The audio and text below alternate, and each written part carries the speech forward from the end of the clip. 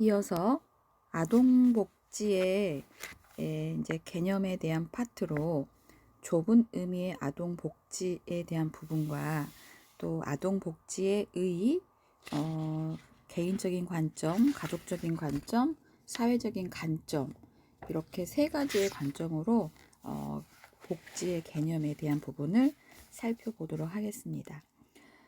복지의 대상이 되는 아동의 범위와 제공되는 서비스의 범위를 중심으로 아동복지란 특수한 장애를 가진 아동은 모든 아동들이 가족 및 사회의 일원으로서 육체적으로나 정신적으로 건전하게 성장, 발달할 수 있도록 지역사회나 사회복지 서비스 분야에 있는 단체라든지 공적인 사적인 단체라든지 기관들이 협력하여 아동복지에 필요한 사업을 계획하여 실행에 옮기는 조직적인 활동이라고 정의할 수 있습니다.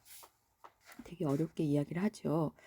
이 과목의 특성이 좀 그래요. 그래서 그냥 이런 걸 애우려고는 하지 마시고 이런 거를 뭐 아동복지의 개념을 쓰시오 이렇게 시험에 내지 않을 거니까 그냥 편안하게 틀어놓고 들으시면 될 것 같아요.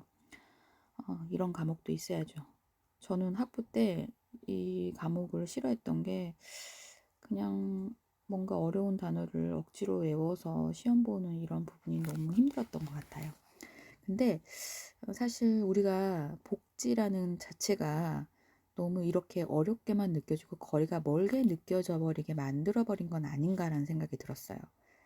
그래서 조금 편하게 이런 걸 좀 귀에 자꾸 들으면서 우리가 이제 전공자로서 그런 부분까지도 우리가 살펴봐야 할 범위이구나 라는 정도로 관심을 갖는 범위를 넓히는 그런 과목이 되기를 바래요. 그래서 이러한 개념의 정의가 바로 아동복지가 요보 아동뿐 아니라 일반 아동을 포함하는 넓은 의미의 아동복지를 지향하고 있음을 의미하는 것이고요. 이에 따라서 제공되는 복지 서비스의 범위도 대리적 서비스뿐만 아니라 보조적 서비스, 지지적 서비스 뭐 이렇게 망라할 수 있다고 볼 수 있겠죠. 그래서 넓은 의미의 아동복지와 좁은 의미의 아동복지로 구분을 하고요. 좁은 의미의 아동복지는 그 대상이 특별한 문제를 가지고 있거나 보호를 필요로 하는 아동에 국한되는 반면에 넓은 의미의 아동복지는 특별한 문제를 가지고 있거나 보호를 필요로 하는 아동뿐만 아니라 일반 아동을 포함하는 모든 아동과 그 가족이 대상이 된다고 볼 수 있습니다. 넓은 의미의 아동복지라는 게 모든 아동들의 행복 및 사회 적응을 위해서 심리적, 생물학적 잠재력을 개발시켜 주기 위한 각종 서비스를 의미하는 것이고, 이제 좁은 의미의 아동복지는 특수한 문제를 가진 아동과 그 가족을 대상으로 전문적인 기관에서 행하는 특수한 서비스를 의미한다고 할 수 있습니다. 이러한 구분에 근거할 때 좁은 의미의 복지 활동에서는 대리적 서비스와 보조적 서비스가 보다 강조되고 있는 것이고요. 넓은 의미의 복지 활동에서는 지지적 서비스가 이제 강조된다고 할 수 있습니다. 그래서 다시 한번 아동복지의 개념을 정리한다면 아동복지란 18세 미만의 아동에게 정신적, 육체적으로 행복하고 만족스러운 삶을 보장해주는 국가와 사회 그리고 전문가에 의해 제공되는 모든 서비스를 총칭한다고 할 수 있습니다. 두 번째 아동복지의 의의를 살펴보면 이제 개인적이나 과적적이나 또 사회적인 관점 세 가지로 살펴보는데요. 개인적인 관점에서 아동복지의 1차적인 의의는 아동 개개인의 생존을 보장하고 나아가 아동의 신체, 인지, 그리고 사회 정서 발달을 촉진시킨다는 점이고요. 다른 동물에 비해 유난히 의존 기간이 긴 인간의 경우 양육자의 도움 없이는 생존 자체가 불가능하며 생존한다 하더라도 발달의 여러 영역에서 결손을 보인다는 것입니다. 그래서 현대 사회에서 아동복지는 단순히 아동의 생존을 넘어서 권리의 문제를 보다 강조하는 방향으로 나아가고 있고요. 따라서 부모나 가족으로부터 적절한 양육을 받지 못하는 아동의 건강한 발달을 보장해주기 위해서 정부나 지역사회 차원에서 제공되는 정서적 지원을 물질적 지원 못지않게 아동복지의 중요한 영역으로 부각되고 있는 것이 개인적인 관점입니다. 두 번째, 가족적인 관점은 가족의 중요한 기능 가운데 하나가 자녀 사회화의 기능이고요. 부모는 누구보다도 자녀의 신체, 인지, 사회 정서 발달에 큰 영향을 미칩니다. 그래서 현대 사회에서 자녀 양육의 상당 부분이 사회로 이전되고 있거나 아직까지 부모는 자녀의 발달에 가장 큰 영향을 미치는 중요한 인물이 되겠죠. 그런데 부모 역할이 많은 시간과 에너지를 요구하는 역할이고 다른 역할과 마찬가지로 항상 즐거울 수만 없는 역할이기도 합니다. 그래서 많은 부모들이 이러한 문제로 고통을 받고 있고 한부모 가족이나 빈곤 가족에서 특히 심합니다. 그래서 여성 취업률이 증가함에 따라서 많은 여성들은 직업과 자녀 양육이라는 이중 역할의 문제에 직면하게 되고요. 이로 인해서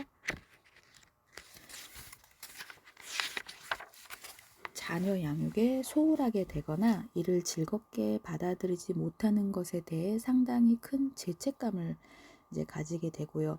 이러한 관점에서 볼 때 부모나 가족에 지원함으로써 아동을 간접적으로 지원하는 것은 효과적인 아동 복지의 방법이다라고 할 수 있는 부분입니다. 실제로 많은 나라에서 영유아 보육이나 부모 상담 등을 통해서 부모나 가족을 지원하는 방법을 아동 복지 활동의 중요한 내용으로 포함시키고 있는 부분이기도 합니다. 세 번째, 사회적인 관점으로 살펴보면 아동기는 이후 발달의 기초가 된다는 점에서 아동을 대상으로 한 복지 활동은 사회 문제를 미연에 예방함으로써 그 비용을 절감할 수 있는 미래를 위한 투자라고 볼 수 있습니다.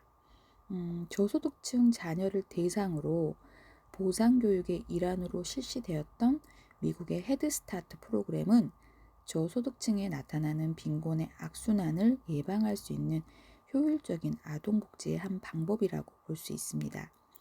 우리나라에서 실시하고 있는 드림스타트 사업도 이와 유사한 맥락에서 이해할 수 있는 부분입니다. 우리 교재 20페이지에 이제 이민자 헤드스타트 프로그램에서 책을 읽어주고 있는 이제 미국 대통령 영부인이 이제 아이들 프로그램에 참여해서 사진이 찍힌 내용이 있고요.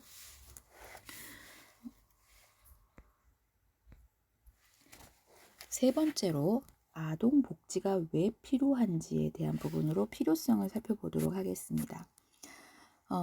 전통적으로 우리나라의 아동 복지는 빈곤이나 전쟁으로 인한 고아나 기아, 미아와 같은 요보 아동을 중심으로 이제 물질적 구호가 주요 목표였어요. 그런데 이제 현대에 들어와서 이처럼 물질적인 구호를 필요로 하는 아동의 수는 감소하였으나, 그쵸? 전쟁으로 인해서 뭐 초콜릿 얻어먹고 의정부 옆에서 뭐 이것저것 깡통 같은 거 주워 먹었던 그 물질적인 구호에서 생활이 경제적인 수준이 높아지면서 물질적인 구호보다는 이제 다른 형태의 교육이라든지 정서적인 지원이라든지 문화적인 혜택이라든지 이런 부분들을 요구하게 되는 시점에 오게 된 거죠. 그 이유가 여성의 취업률이 증가하게 된 거죠.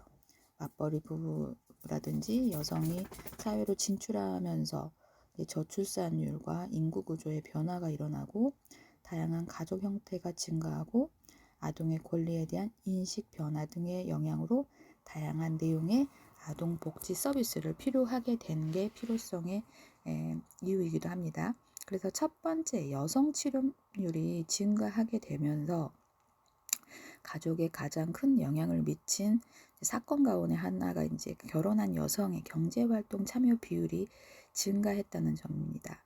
그래서 여성의 교육 수준이 향상이나 자녀 수의 감소, 가사 노동량의 감소 이런 것들이 생활 구조의 변화로 부부가 모두 일터로 나가는 맞벌이 가족이 이제 앞으로도 지속적으로 증가한 전망이기 때문에 맞벌이 가정의 최대 난제가 육아 문제이기도 합니다.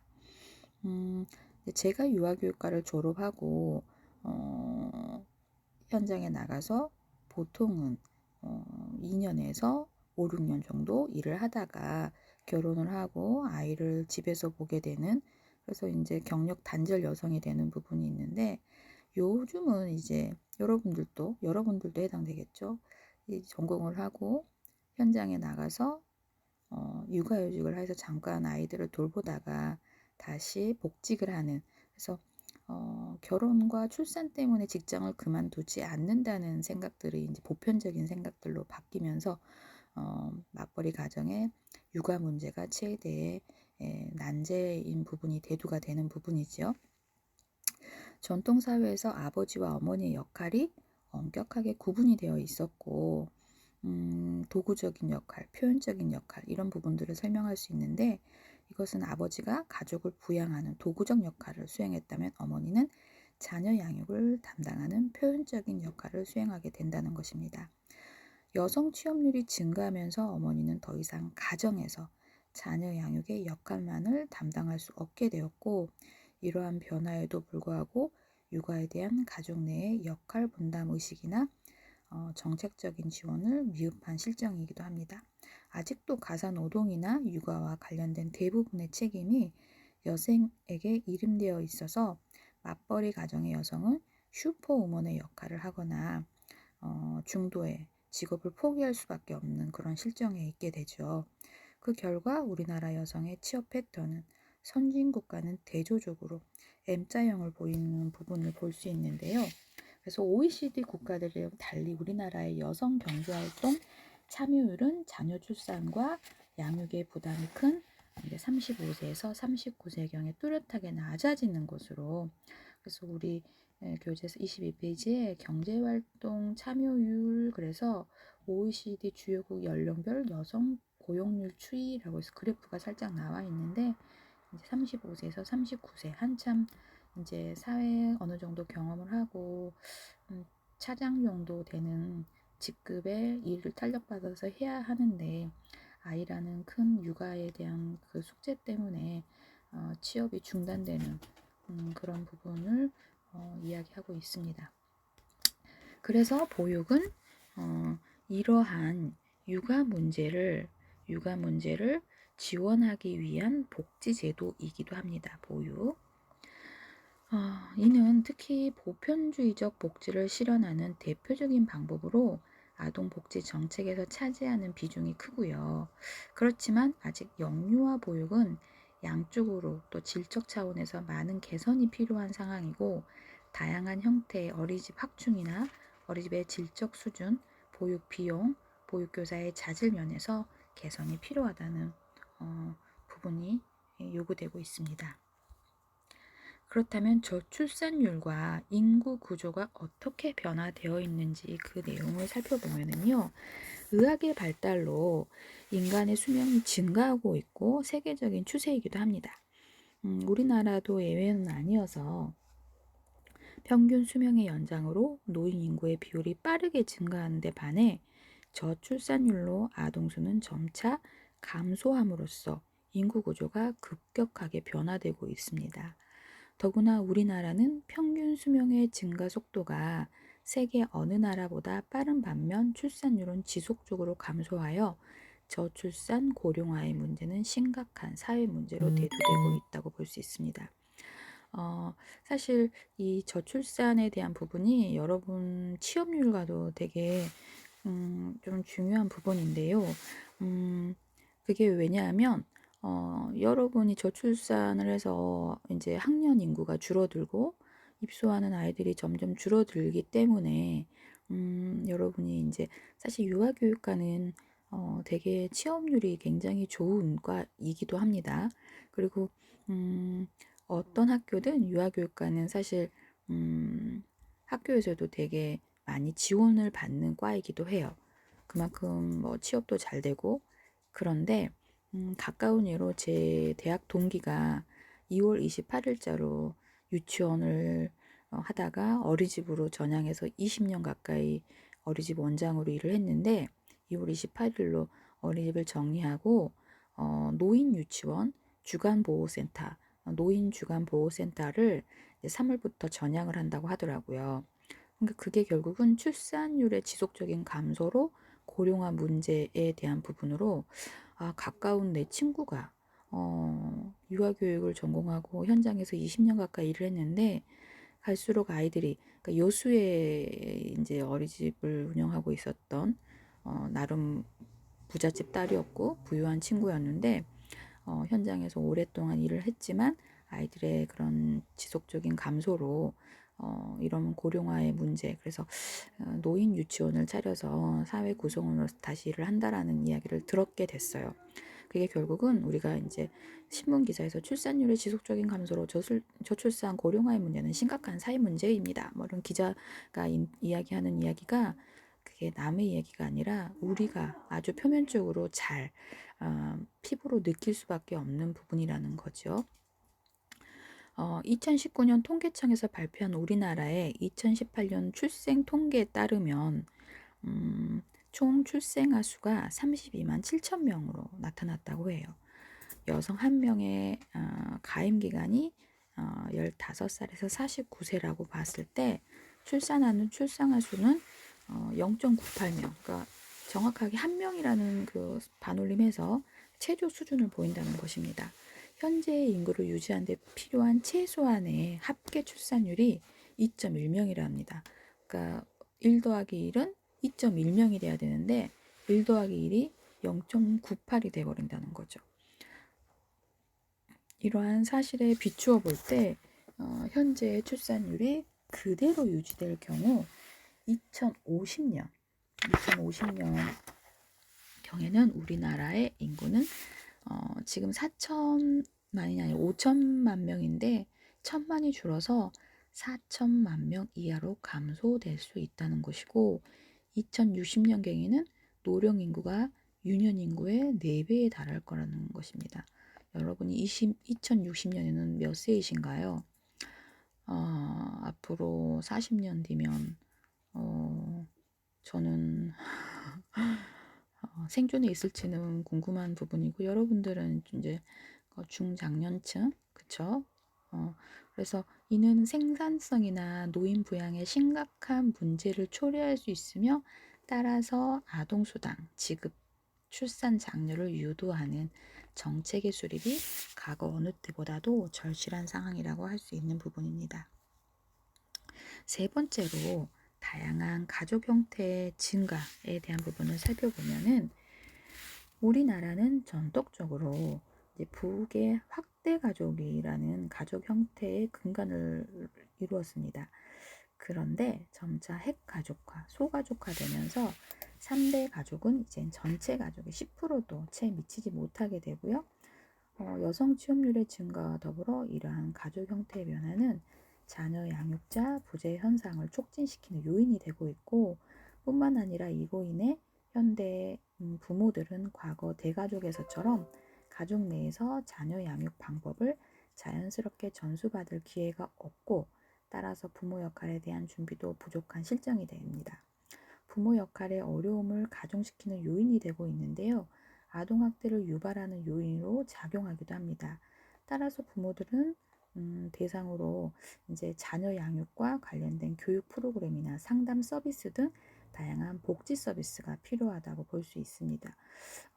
가족보다 개인적인 성취에 더 많은 가치를 두게 되면서 현대 사회에서는 결혼을 통해 형성된 가족이 더 이상 안정적인 단위가 아니라 이혼율은 급속도로 증가하고 있고 이에 따른 한부모 가족이나 이제 계부모 가족의 비율도 점차 증가하고 있다고 볼 수 있고요.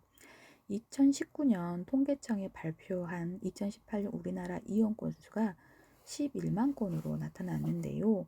인구 1000명당 이혼율을 나타내는 조이혼율은 2.1명에 달하는 것으로 나타났다고 합니다. 이것은 이혼율이 정점에 달했을 2003년보다 다소 감소한 것인데 여전히 높은 수치라고 볼 수 있는 부분입니다. 이제 이혼율이라든지 출산이라든지 이런 걸 따지는 이유가 저출산, 고령화 이런 게 결국은 지금 뭐 LH의 땅 투기권으로 지금 우리나라가 굉장히 시끌시끌한데 집값이 너무 비싸니 집을 한 채 장만하기에도 힘든데 맞벌이해서 아이를 하나 낳는다는 거는 굉장히 예전에는 셋 낳던 사람이 둘 낳게 되고 둘도 힘들다 하나만 낳자 하나도 힘들다 그냥 이런 이제 시대가 돼버리다 보니 저출산이 되는 거고 이혼율도 이제 결국은 정점에 달하고 이혼을 하게 됨으로써 그 이혼 가정의 아이들이 굉장히 불안한 정서로 부모의 케어를 받지 못하는 이런 부분에 대해서 살펴보려고 하다 보니 아동 복지의 필요성을 높은 이혼율에 관련된 부분으로 분석하고 있는 부분이기도 합니다. 그래서 높은 이혼율은 아동의 성장과 발달뿐만 아니라 부모의 역할에도 큰 영향을 미치게 됩니다. 그래서 이혼으로 인해 한부모 가족이나 계부모 가족이 점차 높은 비중을 차지하게 될 것이고요. 이로 인해 유발되는 가족 내 갈등은 아동학대 문제로 확대되기도 합니다. 그러므로 이들 가족의 부모와 아동을 대상으로 한 지원 및 상담 서비스의 필요성을 증가하고 있다고 볼 수 있는 부분입니다. 네 번째로 아동 권리에 대한 인식의 변화인데요.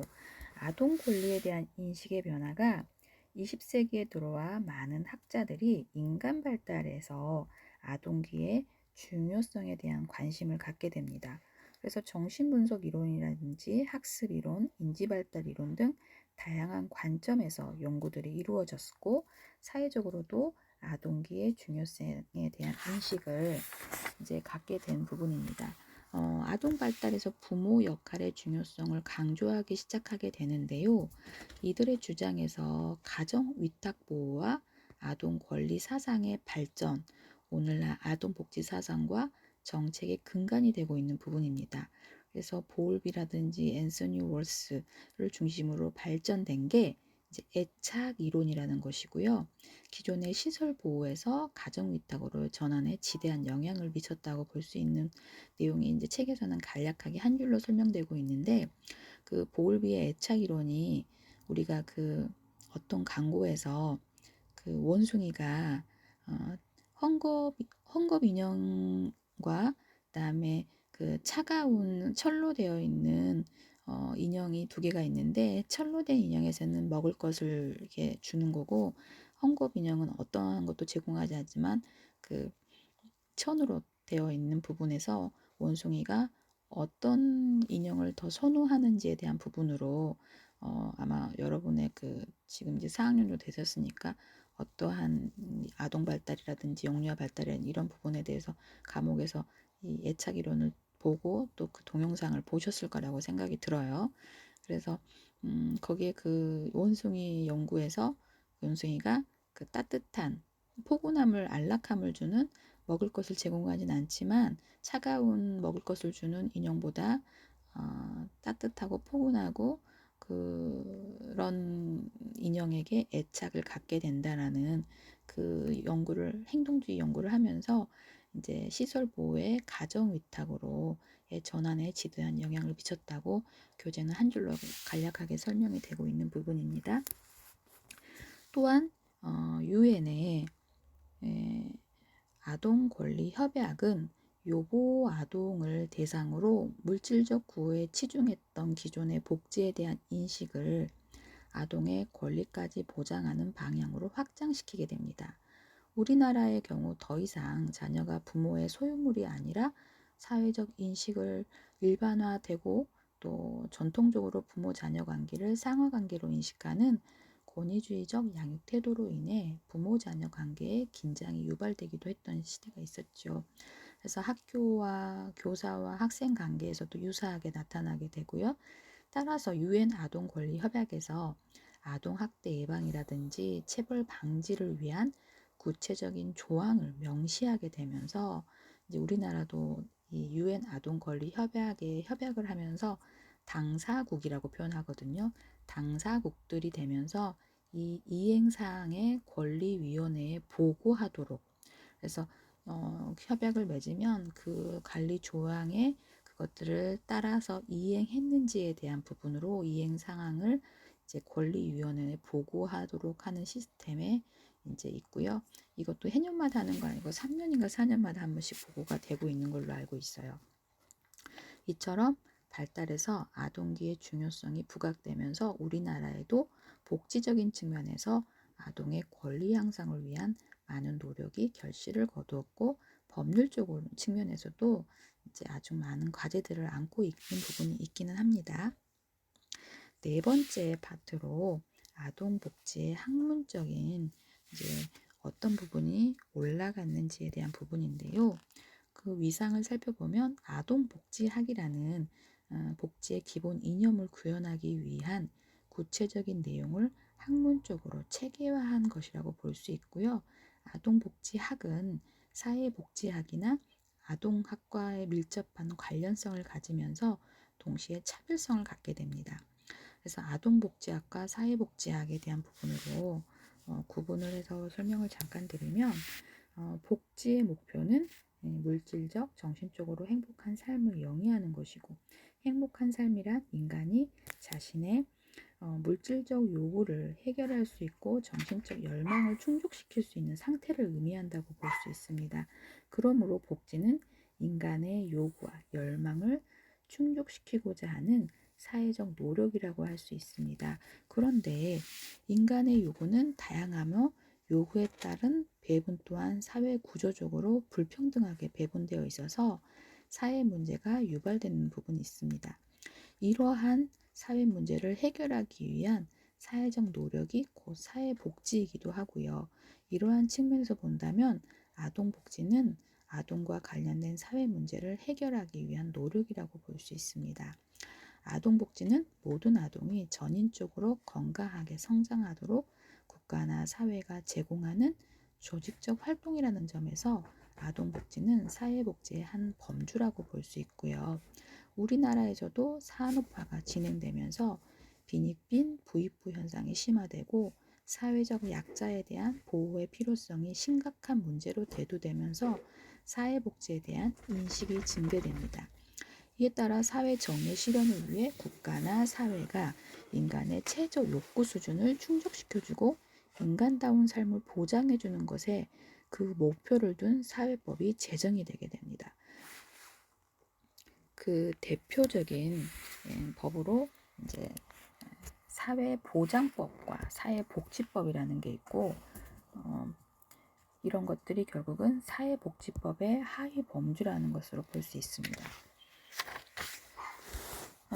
일반법으로 구분하면 체계상으로 볼 때 아동복지는 사회복지의 하위 범주로 볼 수 있는데요. 한편으로는 아동복지는 사회 복지의 하위 범주 가운데 하나이기도 하지만 아동기라는 발달상의 특성으로 인해 다른 사회복지의 영역과 차별화된다고 볼 수 있습니다. 그래서 모든 동물 중에서도 인간은 가장 긴 의존기간을 필요로 하며 인간 발달의 초기 단계인 아동기의 발달은 이후의 발달에 미치는 영향이 지대하다는 부분이고요.